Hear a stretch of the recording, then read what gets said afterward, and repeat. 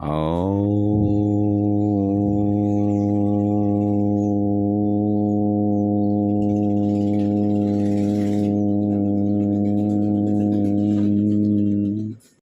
जब हम अपने भवन के लिए, अपनी दुकान के लिए, अपनी फैक्ट्री के लिए कोई खाली भूखंड यानी कि प्लॉट क्रय करने हेतु देखने जाते हैं तो हम यह पाते हैं कि जहां हमें ब्रोकर यानी कि दलाल या जमीन का मालिक वह जमीन का टुकड़ा प्लॉट दिखलाने के लिए ले गया है, वहां उस प्लॉट में कोई ना कोई वनस्पति उगी हुई है।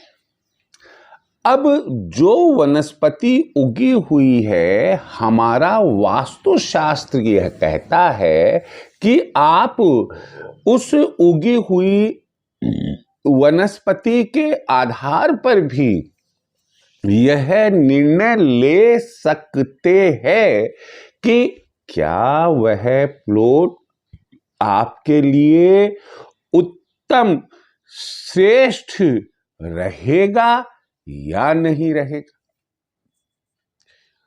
कैसे यह निर्णय आप कैसे ले सकते हैं? वहां पर आपने देखा कि अलग अलग प्रकार की खूब सारी कोई घास है, कोई कुश है, कोई दूब है, कोई फल फूल देने वाले पेड़ या पौधे हैं, वहां लगे हुए हैं। तो अब आप कैसे कहेंगे कि यह आपके लिए श्रेष्ठ रहेगी या श्रेष्ठ नहीं रहेगी? इसी को कैटेगराइज किया है वास्तुशास्त्र में। आप यदि इसे ध्यान से सुनकर समझने की कोशिश करेंगे तो शायद मुझे उम्मीद है कि आपको बात समझ में आ जाएगी और सरलता से आप यह निर्णय ले सकते हैं कि वह जो भूमि आप या भूमि का टुकड़ा आप जो खरीदने जा रहे हैं वह आपके लिए उत्तम रहेगा या नहीं रहेगा। जैसा कि मैंने अपने पहले वाले एपिसोड में जानकारी दी है कि मानव को, मनुष्य को समाज ने प्राचीन समय से ही, चाहे कार्य के आधार पर हो या अन्य कोई उनका आधार रहा हो, 4 वर्णों में विभाजित किया हुआ है। ब्राह्मण, क्षत्रिय, वैश्य और शूद्र वर्ण है।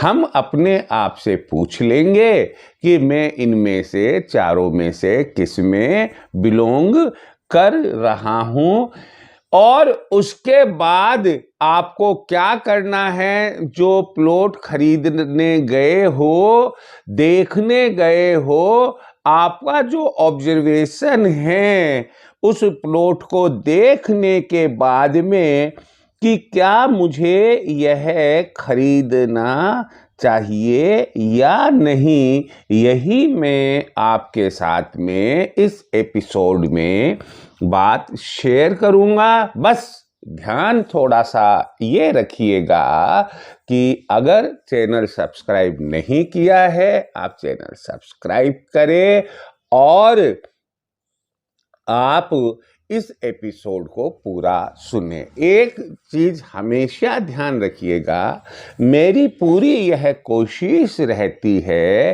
कि जो हमारे लिए उपयुक्त बात होती है, शोध के द्वारा वही बात आप तक पूरी तरह से पहुंचाने की कोशिश की जाती है। बावजूद इसके यदि आपको किसी भी प्रकार की कोई शंका हो तो आप मुझे व्हाट्सएप के जरिए या ऑडियो फोन करके मोबाइल से आप मुझे पूछ सकते हैं, कमेंट बॉक्स में आप लिख सकते हैं। इसमें जैसा आपका विचार हो वैसा आप कर सकते हैं। चलो अब अपन अपने मुद्दे पर आते हैं, और वह मुद्दा यह है कि जब हम प्लॉट परचेज करने के लिए, हम प्लॉट को देखने के लिए अकेले या किसी के साथ में गए, आप इत्मीनान से वहाँ कुछ देर रुकिएगा और सिंसियरली और पूरी गहराई के साथ उस प्लॉट पर उगी हुई वनस्पति का निरीक्षण कीजिएगा कि जो अलग अलग प्रकार की वनस्पतियां हैं उनमें सर्वाधिक क्या उगा हुआ है। मैं सबसे पहले बता दूं कि जो कुशा होता है, जो एक पवित्र घास होता है, जिसे कि हम ग्रहण काल में भी काम में लेते हैं और जिसका पूजा पाठ के लिए आसन बनता है, सबसे पवित्र आसन कुशा का ही बनता है। आपने यह पाया कि उस जमीन पर कुशा काफी मात्रा में, यानी कि मोर देन 50%, या मान लो 10 वनस्पति है तो 10% एक के हिस्से में आया तो 20%, 15%, यानी कि सर्वाधिक जो है वह कुशा लगा हुआ है, उगा हुआ है।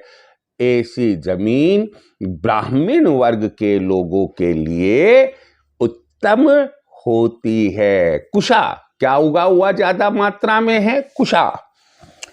फिर अपन चलते हैं दूसरी तरफ कि वहां आपने ये पाया कि दूब यानी कि दुर्बा, जो गणेश जी भगवान को सर्वाधिक प्रिय होती है और जिस घास को हम कोई भी धार्मिक आध्यात्मिक कार्य हो, दैनिक पूजा पाठ हो, हम दुर्बा लेकर अपने पूजा कार्य को संपन्न करते हैं। जल छिड़कने के लिए भी करते हैं और भी कोई काम आ सकती है।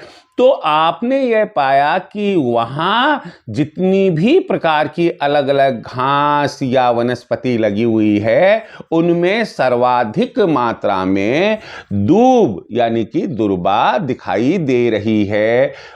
तो क्षत्रिय वर्ग के लिए वह जमीन श्रेष्ठ रहेगी। यदि आप क्षत्रिय हैं तो आपको ऐसा प्लॉट अवश्य क्रय कर लेना चाहिए।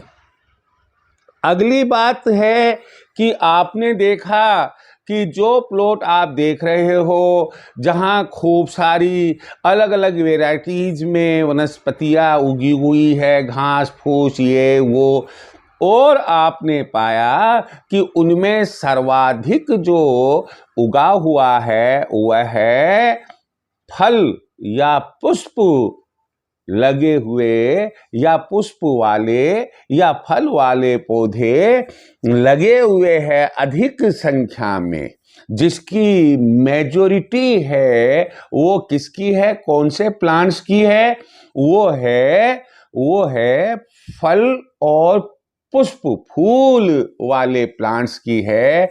ऐसा जो भूखंड है, ऐसा जो प्लॉट है, यह वैश्य वर्ग के व्यक्तियों के लिए उत्तम माना गया है, श्रेष्ठ माना गया है। यदि आपकी ट्यूनिंग बैठती है और आप उसे क्रय करने की स्थिति में है तो आपको ऐसा प्लॉट क्रय कर लेना चाहिए।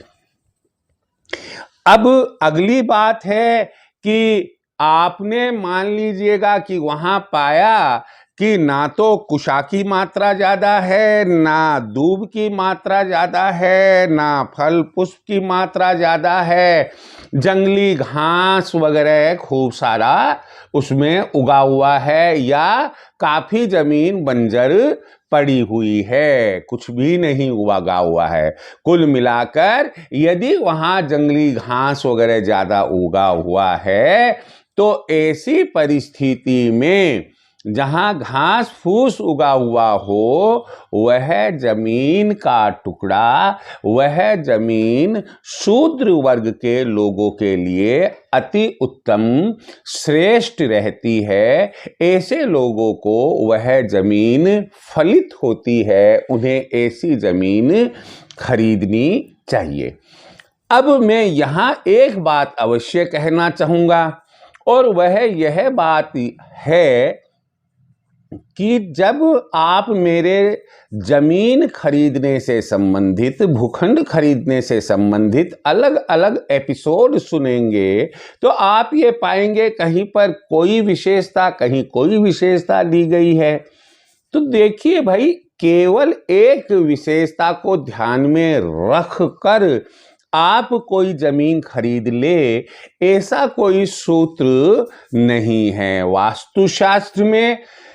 तो आपको उन तमाम विशेषताओं को ध्यान में रखना चाहिए। अगर मान लीजिएगा कि 20 विशेषताएं आपको बताई जा रही है, कुछ मेरे द्वारा, कुछ अन्य विद्वानों के द्वारा बताई गई है, और 20 में से कम 10 से ज़्यादा तो आपको उनको उस भूखंड में, उस प्लॉट में विशेषताएं मिल रही है, तो खरीदनी चाहिए। मेजॉरिटी होनी चाहिए वहां पर भी। अब आप कहेंगे कि सर ऐसा क्यों? मैं आपको फिर बता ही देता हूं। एक छोटा सा उदाहरण लेते हैं। हम कोई भी वस्त्र खरीदने के लिए कपड़े की दुकान पर गए। मान लो आपने जीन्स खरीदनी है। आप जीन्स की पैंट खरीदने के लिए गए। आपने कहा साहब ली कंपनी की होनी चाहिए। आपने कहा साहब रेंगलर की होनी चाहिए, स्ट्रेचेबल होनी चाहिए। आपने कहा नहीं ब्लू कलर की होनी चाहिए, ना लाइट ब्लू कलर की होनी चाहिए, और नहीं डार्क होनी चाहिए, ब्लैक होनी चाहिए।